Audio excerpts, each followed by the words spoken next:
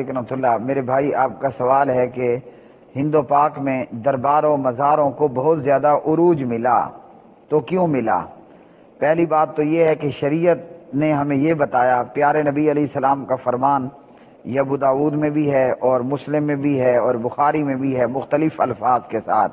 ابو داود میں آپ کو پڑھ کے سنا دیتا ہوں، بخاری مسلم وغیرہ میں آپ نے کچھ اور بھی اس پر کہا ہے۔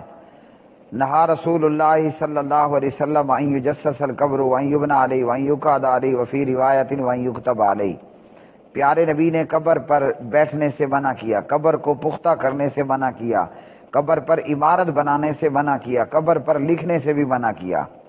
تو انہی چیزوں سے دربار بنایا جاتا ہے۔ یجسس القبر، قبر پختہ کر دینا، یبنى علیہ، قبر پر عمارت کھڑی کر دینا، یقعد علیہ، قبر پر بیٹھ جانا، یکتب علیہ، قبر پر لکھ لینا۔ تو ان چیزوں سے بنتا ہے دربار اور مزار۔ یہ کتنی ہو گئی؟ یجسسا، یبنا اور یقعدہ اور یکتبہ، تو یہ تقریباً 4 چیزیں بنتی ہیں، ان سے بنتا ہے دربار۔ اب چاہے کوئی کتے کو دفن کر دے تو چاہے کوئی کھوتے کو دفن کر دے، دربار بن گیا۔ چاہے تو کچھ بھی دفن نہ کرے، بس 1-2 ریڑی تھوڑی سی مٹی لی اور ایک قبر نما ڈھیری بنا دی، اس پہ چادر لگا دی، اس پہ بندہ بٹھا دیا، ڈبہ رکھ دیا اور جناب اس پہ عمارت کھڑی کر دی اور اس پہ لکھ دیا دولے شاہ، چوہے شاہ، کاما والی سرکار، ہاں جی مگر مچھوں والی سرکار، کچھوؤں والی سرکار، بندروں والی سرکار۔ اور آپ کو پتہ ہے انڈیا پاکستان کے اندر بے شمار دربار ہیں اور ان کے بے شمار نام بھی رکھ دیے گئے، اور نام بھی اول فول۔ اب یہ کاما والی سرکار، کاں کس کو کہتے ہیں؟ سرائکی پنجابی میں کوے کو، غراب کو کاں کہا جاتا ہے۔ اسی طرح کتوں والی سرکار بھی ہے۔ یہ کتے والی سرکار میں اس لیے کہہ رہا ہوں کہ میں نے اپنی دونوں آنکھوں سے وہ دربار دیکھا کہ جہاں کتے کی بھی قبر بنائی گئی تھی۔ اس دربار کا نام ہے ابا شید، شاید اس کا نام ابو شہید ہوگا یا ابا شہید ہوگا، اسے یہاں مقامی طور پر ابا شید کا دربار کہا جاتا ہے کہ جہاں باقاعدہ کتے کی بھی قبر بنائی گئی ہے۔ تو شریعت نے ان چیزوں سے منع کیا ہے سختی کے ساتھ، بلکہ پیارے نبی علیہ السلام نے حضرت علی رضی اللہ تعالیٰ عنہ کو بھیجا اور کہا کہ ہر اونچی قبر کو مسمار کر دو، گرا دو، اور حضرت علی نے اس پر عمل کیا۔ بعد میں حضرت علی رضی اللہ عنہ نے اپنے شاگردوں کو بھیجا، جاؤ جس کام پہ مجھے نبی نے بھیجا تھا میں بھی تمہیں اس کام پہ بھیجتا ہوں، اونچی قبروں کو مسمار کر دو۔ تو یہ ہے طریقہ۔ باقی اس کے علاوہ نبی علیہ الصلوۃ والسلام نے فرمایا لعنت اللہ علی الیہود والنصارى، یہودیوں اور عیسائیوں پر اللہ کی لعنت ہو۔ کیوں؟ کہ انہوں نے انبیاء علیہ السلام کی قبروں کو سجدہ گاہ بنا لیا۔ اب پیغمبروں کی قبروں کو سجدہ گاہ بنانے پر لعنت ہے تو کاما والی سرکار پہ کتنی بڑی لعنت ہو رہی ہوگی۔ اور جناب اسی طرح کتے والی سرکار ہندوستان میں، اپنا ہندوستان کیا پاکستان کے اندر، سندھ کے اندر کچھوؤں والی سرکار ہے، مگر مچھوں والی سرکار ہے، اور ایک سرکار کھوتوں والی بھی ہے۔ کھوتا یعنی گدھا، جس کو غالباً اگر مجھ سے چوک نہ ہو جائے تو ڈنکی کہتے ہیں۔ تو کھوتے والی سرکار، وہاں لوگ باقاعدہ آ کر کھوتوں گدھوں کے نذرانے چڑھاتے ہیں۔ کچھوں والی سرکار، وہاں پر ایک تالاب ہے اور اس میں بڑے بڑے کچھو ہیں۔ اچھا جی، پوچھنے والے نے پوچھا کہ یہ کیا ہے، تو کہا کہ یہ ہمارے پیر صاحب کے رینڈ ہیں۔ سرائکی اردو میں، سرائکی میں تو کہتے ہیں، پنجابی کے اندر بھی شاید رینڈ ہی کہتے ہوں گے۔ رینڈ مطلب اردو کے اندر جسے کہا جاتا ہے جوئیں۔ تالاب کے اندر بڑے بڑے کچھو ہیں، اور پوچھنے پر بتایا جاتا ہے کہ یہ پیر صاحب کی جوئیں ہیں۔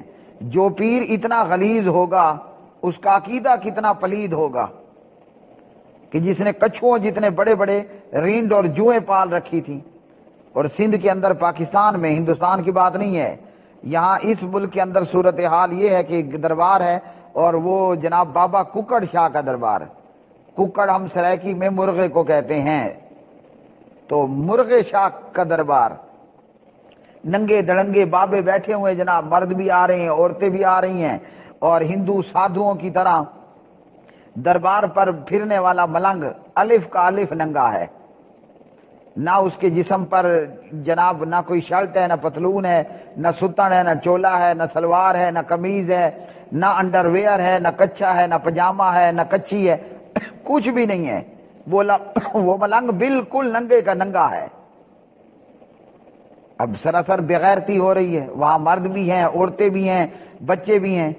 ویسے گوگل نے ہمیں دکھایا، ہندوستان تو نہیں جانا ہوا، لیکن گوگل کے ذریعے ہم نے دیکھا کہ ہندو سادھو بالکل ننگے کے ننگے، اور لوگ مرد بھی سامنے موجود، عورتیں بھی سامنے موجود، اور باقاعدہ اسپیشلی ان سادھوؤں کے عضو تناسل کے موجود وہاں جو جنتا ہے ان کے درشن کر رہی ہوتی ہے۔ تو یہی کام یہاں بھی ہے۔ تو یہ دربار اور مزار، سوال آپ کا یہ ہے کہ ان کو متحدہ ہندوستان کے اندر عروج کیسے ملا؟ عروج ملنے کی وجہ یہ ہے کہ پنڈت لوگ، سادھو لوگ، انہوں نے ہندو جنتا کو ان طریقوں سے لوٹا کہ جناب جدھر دیکھا کوئی نہ کوئی پتھر مورتی لگا لی، بت بنا لیا، اور اسے جو ہے وہ رام بنا دیا یا رام کا روپ کہہ دیا اور اس کی پوجا شروع کر دی۔ تو انہوں نے جناب کھڑے ہوں کو پوجنا شروع کر دیا۔ اب مسلمانوں نے دیکھا کہ بھئی یہاں تو یہ تو بڑا بہترین بزنس ہے، یہ تو بڑا ہی بہترین بزنس ہے، کوئی مشکل نہیں ہے کہ جناب ایک مورتی بناؤ، حالانکہ مورتی بنانے والا خود ہی اسے بناتا ہے اور خود ہی اس کی پوجا پاٹ شروع کرتا ہے۔ مورتی بنا کر پہلے اس مورتی کو 150 روپے میں بیچتا ہے، اور خریدنے والا جناب اسی مورتی سے مانگنا شروع کر دیتا ہے، جو کہ خود اس نے بنانے والے نے بنائی، خریدنے والے نے 5، 10، 100، 50 لگا کر اس مورتی کو خریدا، اب اسے رکھا اور اس کے سامنے جناب اپنی التجائیں اور اپنی تمنائیں رکھنا شروع کی اور اس مورتی کو پوجنا شروع کر دیا۔ جب مسلمانوں نے دیکھا کہ یہ تو بڑا ہی بہترین بزنس ہے، تھوڑی سی مٹی لی، اس میں پانی ڈالا، اس سے ایک مورتی شکل بنائی، اور جناب کاروبار دھڑا دھڑ شروع، نذرانے آ رہی ہیں اور ہر طرح کے مزے ہیں، پیسے کا مزہ، عورتوں کا مزہ، یعنی کوئی مزہ ایسا نہیں ہے کہ جو وہاں موجود نہ ہو۔ اور جناب وہاں پر چرس ہے اور شراب ہے اور اسی طرح سگریٹ ہے، بلکہ ہاں پاکستان سگریٹ سے مجھے یاد آیا، ایک دربار پاکستان میں سگریٹ شاہ والا بھی ہے، اس دربار پر لوگ آ کر سگریٹوں کے نذرانے دیتے ہیں۔ بلکہ مجھے ایک اور یاد آ گیا، میرے ہی شہر کے اندر یعنی ضلع ڈیرہ سے آگے ایک ضلع ہے، ایک اور ضلع ہے وانا وزیرستان کی طرف، جس کا نام ہے ضلع ٹانک۔ وہاں ایک دربار ہے بابا چرسی بابے کا۔ کیا دربار کا نام ہے؟ چرسی بابا۔ آپ لوگ چرس تو جانتے ہیں نا، جو ایک نشہ آور ہے، تو وہاں پر لوگ آ کر چرس کے نذرانے دیتے ہیں، یا وہاں پر آنے والے لوگ بے دھڑک کے، ویسے تو کوئی کہیں پر اگر کئی مقامات ایسے ہوتے ہیں کہ جہاں کراس لگایا ہوا ہوتا ہے کہ یہاں جناب سموکنگ، یہاں سگریٹ ناٹ الاؤڈ۔ اچھا، آپ چرس بیچتے ہوئے پیتے ہوئے پکڑے گئے تو پولیس والے لے جائیں گے۔ چرسی بابے کے دربار پہ جتنی مرضی جا کے چرس پی لو، کوئی پولیس والا تمہیں آنکھ اٹھا کے نہیں دے سکتا۔ اب جہاں چرس پی جا رہی ہے، ظاہری بات ہے وہاں چرس خریدنے والے بھی تو ہوں گے نا، کیونکہ چرس آسمان سے تو نہیں آنی، تو لہذا وہاں چرس کے بیچنے کا بھی بڑا بہترین کاروبار ہے۔ تو یہ چیزیں دیکھ کر مسلمانوں نے بھی کہا کہ یہ تو بڑا ہی جناب نفع بخش قسم کا کاروبار ہے، اور یوں مسلمانوں نے بھی بابوں کے دربار اور مزار بنانا شروع کر دیے۔ ہندو لوگ کھڑے کو پوجتے رہے اور کلمہ پڑھنے والے مشرکوں نے پڑے ہوئے کو پوجنا شروع کر دیا۔ نتیجہ آپ دیکھتے ہیں کہ جہاں پنڈت لوگ اور سادھو لوگ عوام کو لوٹتے ہیں، اور یہ لوٹ مار صرف جیب کی حد تک نہیں ہوتی، یہ صرف جیب کی حد تک نہیں ہوتی، جیب، ایمان، عزت، آبرو، تینوں پر سفایا ہوتا ہے۔ کون؟ جو کھڑے کو پوج رہے ہیں۔ بلکہ ہمارے ایک پاکستان کے رائٹر تھے، میں نے ان کی کچھ کتابیں پڑھی ہیں، اگر مجھے بھول چوک نہ ہو تو شاید اسماعیل نام تھا ان کا، اسماعیل ساغر، ان کی کتاب تھی یا کسی ایک اور رائٹر کی کتاب تھی۔ پاکستان میں پارٹیشن سے پہلے لاہور کے اندر ایک بت خانہ تھا ہندوؤں کا. وہ بت خانہ صرف خواتین کے لیے تھا، یعنی وہاں پر کوئی میل نہیں جا سکتا تھا. اچھا، اس بت خانے میں موجود جو پنڈت ہوتا تھا، اس پنڈت کو پیدائشی پیدا ہونے کے بعد ہجڑا بنا دیا جاتا تھا. اس کے جو مردانہ اعضاء ہیں انہیں ختم کر دیا جاتا تھا تاکہ وہ کسی عورت کا ریپ نہ کر سکے. وہ اس مندر کا پنڈت کسی عورت کا بلاత్కాر نہ کر سکے. تو جس کو انہوں نے اس مندر کا پنڈت بنانا ہوتا، جو مندر صرف عورتوں کے لیے بنایا گیا، کس کے لیے؟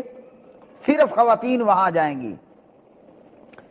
تو جس کو پنڈت بنانا ہوتا اس کو چھوٹی عمر میں ہی مخصوص کر لیتے، اور اس کے جو مردانہ اعضاء ہیں انہیں ختم کر دیا جاتا تھا کہ اس کا مردانہ عضو تناسل وہ کام نہ کرنے پائے. پیشاب بول وغیرہ کا کام تو کرتا رہے، لیکن جو سیکس پر مبنی کام ہے اسے اس حوالے سے نکارا کر دیا جاتا تھا. کیوں؟ تاکہ اس مندر میں آنے والی عورتوں کا بلاత్కాر نہ ہو سکے. تو میں نے کیا کہا تھا، یہ پنڈت ہوں یا درباروں مزاروں پر موجود ملنگ ہوں، یہ سادھو ہوں یا ننگے دڑنگے خود کو مسلمان کہنے والے ملنگ ہوں، دربار مزار ہے یا پھر جو ہے وہ بت خانہ ہے، یہاں ایمان کا صفایا، جیب کا صفایا اور عزت و آبرو کا بھی صفایا. چاہے عورتیں اپنی خوشی سے اپنا بلاత్కాر ریپ ہونے دیں یا ان پہ جبرن ان کا بلاత్కాر اور ریپ کیا جائے. اس بت خانے اور اس پنڈت کا حال لکھنے والے نے یہ لکھا کہ وہ جو اس مندر کا پنڈت تھا نا، اس کے زہری اعضاء کو تو ختم کر دیا گیا سیکس کے حوالے سے، جو مردانہ عضو تناسل تھا، لیکن دل کے اندر تو سیکس کا جذبہ تھا نا. تو وہ خبیث یہ کیا کرتا تھا کہ مندر میں آنے والی عورتوں کا جو ہے وہ رضامندی سے یا بغیر رضامندی کے جو بھی معاملہ ہوتا ہے، درباروں مزاروں پہ جانے والی اکثر رنڈیاں ہی ہوتی ہیں، بد کردار عورتیں ہی ہوتی ہیں. ورنہ یاد رکھ لو، راہ جاتی ہوئی عورت کو کوئی اگر آنکھ اٹھا کے دیکھتا ہے تو عورت کی حس اسے بتا دیتی ہے کہ اس کی نظر کے اندر کتنا ہوس ہے، کتنا نظر کے اندر یہ برائی لیے ہوئے ہے. کجا یہ کہ پنڈت اور ملنگ ہاتھ میں اس کو ہاتھ لگا لے اور وہ آرام سے بیٹھی رہے. جو شریف زادی ہوتی ہے وہیں وہ پارے کی طرح بھڑک اٹھتی ہے. بہرحال وہ پنڈت کا مندر اپنے سامنے عورتوں کا ریپ کرواتا، رضامندی یا بغیر رضامندی کے، اور صرف نظارہ دیکھ دیکھ کر وہ لطف اندوز ہوتا. خود کرنے کے قابل نہیں ٹھہرا تھا، لیکن نظارے دیکھ دیکھ کر وہ دل کی تسکین کیا کرتا تھا. تو یہ دربار مزار اور یہ تمام چیزیں یہاں سب کچھ ملتا ہے اور بڑا ہی فائدے مند بزنس ہے. اس لیے کسی نے کہا ہے نا کہ پیر کا گھر تو روشن ہے بجلی کے کمکموں سے، اور مرید غریب کو جلانے کے لیے، روشنی کرنے کے لیے ایک دیا تک، چراغ تک میسر نہیں ہے. آپ دیکھیں درباروں اور مزاروں کے جو یہاں درباروں مزاروں کے میں پنڈت کہوں گا، جو ملنگ ہیں، جو مجاور ہیں، ہمارے ہی ملک میں پچھلی حکومتوں میں بھی رہے اور اس موجودہ پی ٹی آئی کی حکومت میں بھی ہیں. شاہ محمود قریشی یہ کون ہے؟ یہ دربار کا مجاور ہی ہے نا. اس نکمے کے پاس کروڑوں لاکھوں کہاں سے آئے ہیں؟ اور یہ تو میں نے صرف سیمپل دیا ہے، ورنہ جو سیاستدانوں کے حالات سے پوری طرح واقف ہیں، شاہ محمود قریشی جیسے آپ کو ہزاروں، بلکہ وہ ہمارا وزیر اعظم بھی رہا ہے ملتان سے، جس کا بچہ اغوا ہو گیا تھا، وہ بھی دربار اور مزار والا تھا. تو ان کے پاس یہ لاکھوں کروڑوں کہاں سے آئے ہیں؟ یہ عوام ہی کے تو نذرانے ہیں. دربار مزار بنا ہوا ہے، وہاں ایک ڈبہ رکھا ہوا ہے، اور آپ جناب سرچ کریں ان درباروں کی کتنی کمائی ہے. سینکڑوں، ہزاروں، لاکھوں، کروڑوں نذرانے آتے ہیں. یہ اگر داتا گنج بخش ہوتا تو اس کے دربار اور مزار پہ ڈبہ پڑا ہوتا. یہ تو خود بھوکا اور ننگا ہے کہ تم نے اس کے دربار پر جناب ڈبہ رکھ دیا. آؤ اور نذرانے ڈالو. اللہ کے بندے ہو، عقل کے اندھے ہو، اللہ کے بندے بن جاؤ. ویسے درباروں مزاروں کے پجاری شیطان کے بندے ہیں، ان شیطان کی بندگی کرنے والے ہیں. تو اللہ کے بندے ہو، عقل کے اندھے ہو، کچھ اپنی عقل سے کام لو. جس کو تم نے داتا حجویری کہا، چاہیے تو یہ تھا کہ اس کے دربار پر جناب ڈبے ڈبے ڈبے پڑے ہوتے، جو جتنے پیسے نکالنا چاہتا نکال کے اپنی جیب میں ٹھوستا. وہ تو الٹا محتاج ہے اور اتنا موٹا تالا لگا ہوا ہوتا ہے. لوگ آ کر نذرانے ڈالتے ہیں. تو یہ کیا ہے؟ یہ ایک بزنس ہے، یہ ایک بڑا ہی نفع بخش کاروبار ہے. یہ اور بات ہے کہ شرم و حیا، ایمان، قبر و آخرت کا ستیہ ناش اور بربادی کر دیتا ہے. لیکن بزنس مین کو ان چیزوں سے کیا ذکر، بزنس مین کو ان چیزوں سے کیا لینا دینا. نعوذ باللہ ان کے نزدیک آخرت جائے بھاڑ میں تو قبر جائے بھاڑ میں. یہاں نعوذ باللہ جو ہے وہ رنگ رنگیلیاں عورتیں ہیں، ہیں جی، اور یہاں جناب نوٹوں کی بارش ہے. بلکہ میں کہوں اگر نوٹوں کی یالا باری ہے، نوٹ ہی نوٹ ہیں اور پیسہ ہی پیسہ ہے. تو یہ ایک کاروبار ہے جو ہندو پنڈتوں کو دیکھ دیکھ کر کلمہ پڑھنے والے مسلمانوں نے بھی اختیار کر لیا، یا وہ لوگ جو ہندو سے مسلمان ہوئے اور ان کی طبیعت کو چین نہ آیا جب تک کہ وہی پہلے والے کالے کرتوت نہ کر لیتے. اب چونکہ مسلمان ہو گئے، اب رام پوجا تو ہو نہیں سکتی تھی، وہ سیتا اور کالی ماتا کا بت بنا کر تو پوج نہیں سکتے تھے. انہوں نے کہا چلو اس کا نام تبدیل کر دیتے ہیں. پہلے ناچنے والیوں کو کیا کہا جاتا تھا؟ کوٹھے والیاں، کنجریاں ہیں. اور آج ان کے نام کچھ اور ہیں، آج ان کے نام کچھ اور ہیں. تو اس وجہ سے اس علاقے کے اندر یعنی متحدہ ہندوستان برِ صغیر کے اندر زیادہ درباروں، مزاروں اور درگاہوں کو عروج ملا. اب جاہل لوگوں نے کہا کہ جناب ان صوفیوں نے اسلام پھیلایا ہے. اللہ کے بندے ہو، ان صوفیوں نے تو اسلام کا بیڑا غرق کرنے کی کوشش کی ہے. اسلام پھیلایا کہاں ہے؟ پھر جھوٹ موٹ کے بہت سارے قصے بنا دیے. ایک پیر تھا، وہ جب راستے میں کسی ہندو پر اس کی نظر پڑتی تو وہ ہندو کلمہ پڑھ لیتا. ایک پیر تھا کہ جناب وہ جب نماز میں دائیں طرف سلام پھیرتا سارے حافظ بن جاتے قرآن کے، اور بائیں طرف جو ہے وہ سلام پھیرتا تو سارے ناظرہ قرآن پڑھنے والے بن جاتے. نہ نبی علیہ الصلوۃ والسلام نے تو 1000 مرتبہ اور اس سے کہیں زیادہ ابو جہل کو دیکھا ہوگا. ابو جہل نے تو کلمہ نہیں پڑھا، تو تیرے پیر کے دیکھنے پر ہندو کیسے کلمہ پڑھ رہا ہے؟ نبی علیہ الصلوۃ والسلام تو ابو طالب کی جھولی میں گود میں پروان چڑھے. ہاں، ابو طالب کو پیارے نبی علیہ السلام نے کتنی مرتبہ دیکھا ہوگا اور کتنی مرتبہ آپ کے بوسے لیے ہوں گے، تو وہ تو مسلمان نہ ہوا. تو تیرے پیر کے دیکھنے پر ہندو کلمہ پڑھ لیتا ہے. یہ کیا ہے؟ پنڈتوں کی طرح جھوٹے قصے ہیں جن کا حقیقت سے کوئی تعلق نہیں ہے. وآخر دعوانا الحمدللہ رب العالمین. السلام علیکم.